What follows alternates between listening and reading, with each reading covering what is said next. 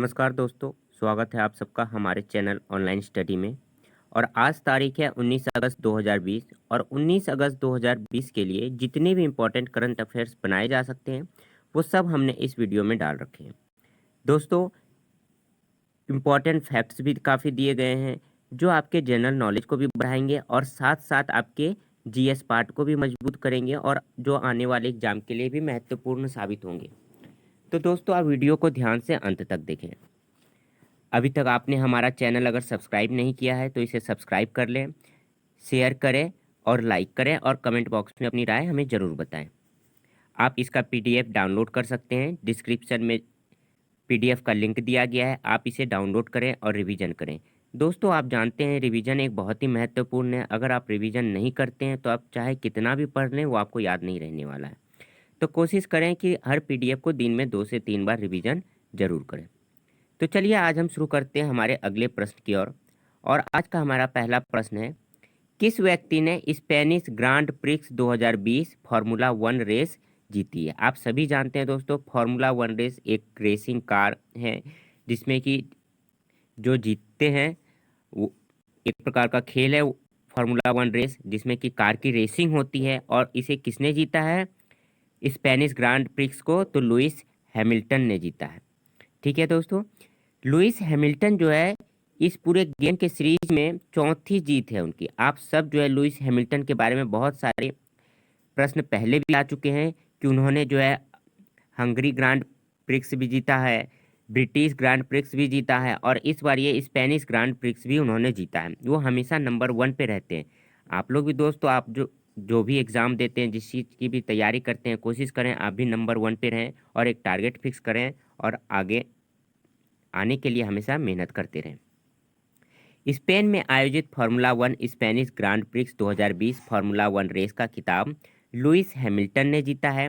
यह रेस जीतने के बाद उन्होंने अपने कैरियर की 88वीं जीत सेलिब्रेट की। यह रेस उनकी सीजन की चौथी जीत थी। इस रेस में रेड बुल के रेसर मैक्स वेरस्टेपन दूसरे स्थान पर रहे, जबकि मर्सिडीज के रेसर वाल्टेरी बोटास तीसरे स्थान पर रहे। अगला प्रश्न है दोस्तों, चेतन चौहान का निधन हुआ, वह एक प्रसिद्ध क्या थे? पूर्व क्रिकेटर, कैबिनेट मंत्री, लेखक या ऑप्शन ए और बी? सही जवाब है दोस्तों, पूर्व क्रिकेटर भी रह चुके हैं और कैबिनेट मंत्री भी रह चुके हैं। इसका मतलब 2 का डी। चेतन चौहान जो है पूर्व कैबिनेट मंत्री भी रह चुके हैं और पूर्व क्रिकेटर भी रह चुके हैं। 1981 में अर्जुन पुरस्कार से सम्मानित पूर्व भारतीय क्रिकेटर एवं उत्तर प्रदेश के कैबिनेट मंत्री चेतन चौहान का निधन हुआ है। उन्होंने अपने 12 साल के क्रिकेट करियर में 40 टेस्ट मैच खेले हैं, जिसमें उन्होंने 2084 रन बनाए। वर्ष 2018 में वह उत्तर प्रदेश मंत्रिमंडल में युवा एवं खेल मंत्री नियुक्त हुए थे। वह यूपी मंत्रिमंडल में होम गार्ड एवं नागरिक सुरक्षा मंत्री के रूप में भी कार्य कर चुके हैं। तो चेतन चौहान अर्जुन पुरस्कार से सम्मानित पूर्व भारतीय क्रिकेटर थे एवं कैबिनेट मंत्री भी रह चुके हैं। किस बैंक ने डिजिटल अपनाए अभियान लॉन्च किया? डिजिटल अपनाए यानी क्या? डिजिटल जो है अपनाए एक हिंदी शब्द है, यानी कि डिजिटलीकरण को जो है आप अपना लें अपने जीवन में। तो इसे किस बैंक ने लॉन्च किया? PNB, state bank of India, HDFC या कोटक महिंद्रा बैंक? सही जवाब है दोस्तों, पंजाब नेशनल बैंक के प्रबंध निदेशक एस मल्लिकार्जुन राव ने डिजिटल बैंकिंग के प्रति अपने ग्राहकों को प्रोत्साहित करने के उद्देश्य से डिजिटल अपनाए नामक अभियान की शुरुआत की है। तो सबसे पहले डिजिटल अपनाए नामक अभियान की शुरुआत किस बैंक ने की है? Punjab national bank. ये एक पहला प्रश्न आपको याद रखना है।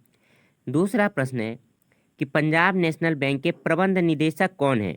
तो वो है एमडी यानी कि मैनेजिंग डायरेक्टर हैं एस मल्लिकार्जुन राव। ठीक है दोस्तों, मैं कोशिश करता हूँ कि हर प्रश्न के साथ आपको अतिरिक्त जानकारियाँ भी दे सकूँ।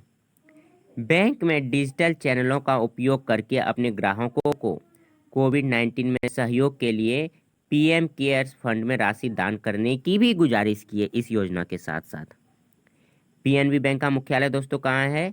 दिल्ली में है। और पीएनबी बैंक की स्थापना कब हुई थी? 1894 में। किस क्रिकेटर को ई बाइक गो कंपनी का नया ब्रांड मिस्टर या एम्बेसडर बनाया गया है? ई बाइक गो कंपनी क्या है? एक तरह से इलेक्ट्रिक बाइक है, उसका ब्रांड एम्बेसडर किसे बनाया गया है? महेंद्र सिंह धोनी, युवराज सिंह, हरभजन सिंह या सुरेश रैना? सही जवाब है दोस्तों, हरभजन सिंह को जो है ई बाइक गो कंपनी का ब्रांड एम्बेसडर बनाया गया। भारतीय क्रिकेटर हरभजन सिंह को ई मोबिलिटी स्टार्टअप कंपनी ई बाइक गो ने जो है अपना ब्रांड एम्बेसडर बनाया है। यह कंपनी पंजाब के अमृतसर में स्थित है। हरभजन सिंह अपनी कंपनी की वेबसाइट और सभी मीडिया के अभियानों में सक्रिय भूमिका निभाएंगे, यानी कि कंपनी का प्रचार प्रसार जोर शोर से करेंगे। अगला प्रश्न है दोस्तों, किस बैंक ने केसीसी समीक्षा विकल्प पहल शुरू की है? Yes bank, bank of Baroda, Punjab national bank या स्टेट बैंक ऑफ इंडिया? तो सही जवाब है दोस्तों स्टेट बैंक ऑफ इंडिया। भारतीय स्टेट बैंक ऑफ इंडिया ने किसान क्रेडिट कार्ड, केसीसी का फुल फॉर्म क्या होता है दोस्तों? किसान क्रेडिट कार्ड समीक्षा विकल्प पहल की शुरुआत की है। इसके तहत अब किसान 4 विकल्प में ही अपनी केसीसी सॉरी 4 किस्त में ही अपनी केसीसी सीमा का उपयोग कर सकते हैं। इस पहल को शुरू करने का मुख्य उद्देश्य क्या है दोस्तों? किसानों को खेती एवं अन्य जरूरी वस्तुओं के लिए बैंक से कर्ज लेने में लगने वाले समय को कम किया जा सके।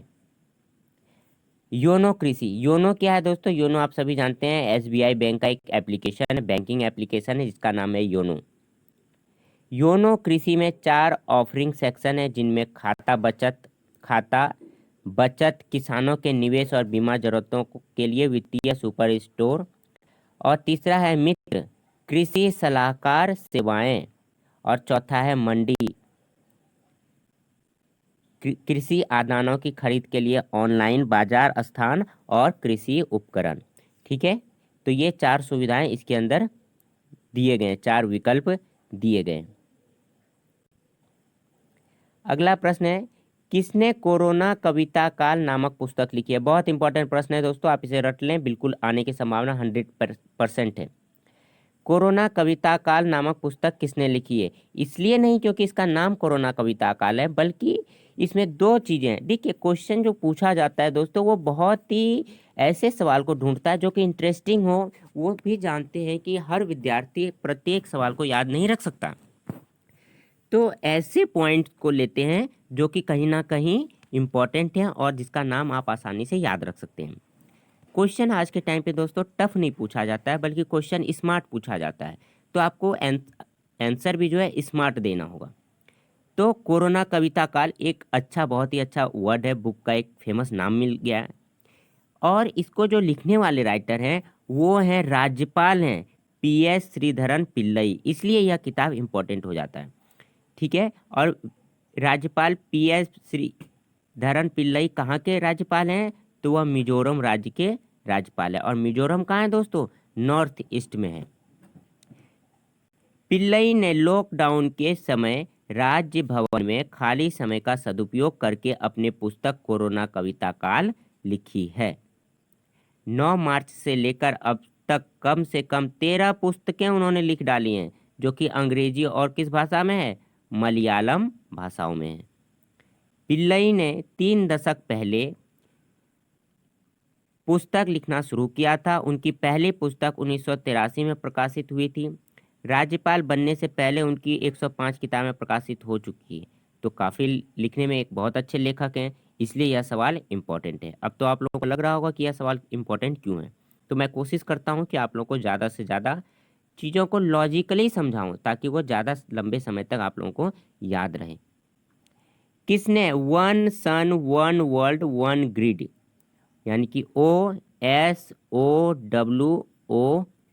योजना लॉन्च की है? One sun one world one grid यानी क्या? एक सूरज, एक दुनिया और एक ग्रिड। यह योजना किसने लॉन्च की है?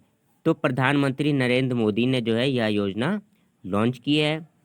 प्रधानमंत्री नरेंद्र मोदी ने सौर ऊर्जा की आपूर्ति के लिए one sun one world one grid योजना की शुरुआत की है। OSOWOG योजना को नवीन एवं नवीकरणीय ऊर्जा मंत्रालय 140 वर्षों के साथ कॉमन ग्रिड के माध्यम से जोड़ेगा और सौर ऊर्जा को स्थानांतरित करेगा। इस योजना की शुरुआत 3 चरणों में की जाएगी। इसके पहले चरण में दक्षिण एशिया, पूर्व एशिया के देशों को जोड़ा जाएगा और दूसरे चरण में अफ्रीकी क्षेत्र के देशों को इनसे कनेक्ट किया जाएगा और तीसरे चरण में वैश्विक अंतर संबंध स्थापित किए जाएंगे। तो बहुत ही अच्छा प्रश्न है, इसे भी आप याद रखें। अगला प्रश्न है, किस राज्य सरकार ने e commerce yellow chain platform launch किया? येलो चेन प्लेटफॉर्म लॉन्च किया। क्या है ये प्लेटफॉर्म? एक डिजिटल प्लेटफॉर्म है। इसे किस राज्य ने लॉन्च किया? उत्तराखंड, बिहार, यूपी या नागालैंड? तो सही जवाब है दोस्तों, नागालैंड ने जो है येलो चेन प्लेटफॉर्म लॉन्च किया है। नागालैंड राज्य के वर्तमान मुख्यमंत्री नेफ्यू रियो ने स्थानीय जनता के लिए उत्पादों का अस्थायी व्यवसाय को विकसित करने के उद्देश्य से येलो चेन नामक ई कॉमर्स प्रणाली प्लेटफॉर्म शुरू किया। येलो चेन पर कोई भी विक्रेता व्यक्ति स्वयं को पंजीकृत करके ऑनलाइन ट्रेडिंग एवं कौशल विकास सेवाओं के लिए डॉक्यूमेंट अपलोड कर सकता है। येलो चेन प्रणाली में नई इलेक्ट्रीशियन, प्लम्बर, पेटर, बेकरी एवं मिष्ठान भंडार, किराना स्टोर जैसे छोटे उद्योगों के लिए यह योजना शुरू की है। जैसे कि आप जस्ट डायल पे या आपने देखा होगा, आपने कभी जस्ट डायल साइट यूज किया होगा, तो आप वह एक ऐसी साइट है दोस्तों जहां पर कि आप जो है कोई सर्विस देना चाहें तो आप वहां पर दे सकते हैं और कोई लेने वाला वहां से सर्विस ले सकता है। यह ठीक इसी प्रकार है जैसे कि आप फ्लिपकार्ट में कोई सामान बेच रहा है और आप सामान खरीद रहे हैं। तो उसी प्रकार से येलो चेन एक प्लेटफॉर्म है जो नागालैंड गवर्नमेंट द्वारा लागू किया गया है। इसमें कहा गया कि कोई सर्विस देना चाहता है कि हाँ, मैंने सर्विस पर अपना बायोडाटा और डिटेल्स डाल दिया है, जिसे भी ज़रूरत पड़ेगी मेरी तो वो डायरेक्ट मुझसे कांटेक्ट कर सके। ठीक है, इसलिए यह सेवा शुरू की है। तो बहुत ही अच्छी सेवा है, प्लेटफॉर्म है जो कि लोगों को कनेक्ट करने का काम करेगी। अगला प्रश्न है दोस्तों, ई कॉमर्स कंपनी अमेजन, आप सभी जानते हैं अमेजन एक चाइनीज कंपनी है जिसके ऑनर हैं जेफ बोसेफ। ठीक है, और अमेजन ने भारत के किस शहर में ऑनलाइन फार्मेसी सेवा की है? ऑनलाइन फार्मेसी का अर्थ होता है दोस्तों दवाई की दुकान को फार्मेसी बोलते हैं। ठीक है, इसलिए दवाई की कंपनियों को आपने पढ़ा होगा कभी, फार्मास्यूटिकल कंपनी बोलते हैं। ठीक है, और जो या फिर जो मेडिसिन का कोर्स करता है उसे फार्मा कोर्स कहते हैं। तो किस शहर में ऑनलाइन फार्मेसी सेवा शुरू की है? बेंगलुरु, गुरुग्राम, वाराणसी या पटना? तो सही जवाब है दोस्तों, बेंगलुरु शहर में जो है अमेजन ने अपनी पहली ऑनलाइन फार्मेसी सेवा शुरू की है। यानी कि अभी तक आप अन्य सामान मंगाते थे फ्लिपकार्ट या अमेजन से, अब आप अमेजन से दवाइयाँ भी मंगा सकते हैं। अमेजन ने इस फार्मेसी सेवा के अंतर्गत ग्लूकोज मीटर, नेबुलाइजर और हेल्ड मसाजर जैसे उपकरणों के साथ साथ दवाइयों की ऑनलाइन डिलीवरी सेवा शुरू की है। कंपनी इन सभी चीज़ों पर 20% की छूट दे रही है। अमेजन ने भारत में इसके संचालन के लिए 6.5 बिलियन अमेरिकी डॉलर का निवेश किया है ताकि यहाँ पर एक स्टार्टअप किया जा सके और ऑनलाइन तरीके से दवाइयाँ को भी बेचा जा सके। अगला प्रश्न है दोस्तों, बहुत ही इंपॉर्टेंट प्रश्न है, याद रखेंगे इस प्रश्न को, ये आने की संभावना 110% है। स्मृति ईरानी ने 151 आंगनबाड़ी केंद्रों के लिए वीडियो कॉन्फ्रेंसिंग के जरिए किस ऐप को लॉन्च किया है? गंगा ऐप, सखी ऐप, सहारा ऐप या गृहिणी ऐप? तो आइए इसके बारे में फैक्ट्स को जानते हैं। केंद्रीय मंत्री स्मृति ईरानी ने 151 आंगनबाड़ी केंद्रों ने वीडियो कॉन्फ्रेंसिंग के जरिए बच्चों को ऑनलाइन पढ़ाई मुहैया कराने के उद्देश्य से सखी मोबाइल एप्लीकेशन लॉन्च किया है।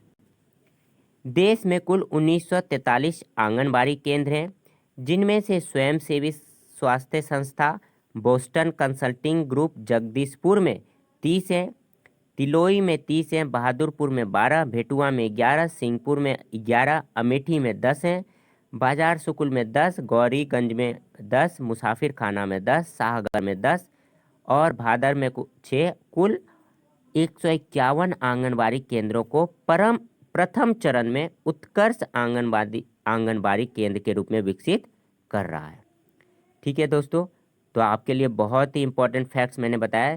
तो इसके साथ साथ अगर आपको हमारा वीडियो पसंद आ रहा हो तो हमारा एक ही रिक्वेस्ट है कि आप इसे सब्सक्राइब करें, व्हाट्सएप पर अपने दोस्तों के साथ शेयर करें। तो आज के लिए इतना ही, मिलते हैं अगले वीडियो में। धन्यवाद।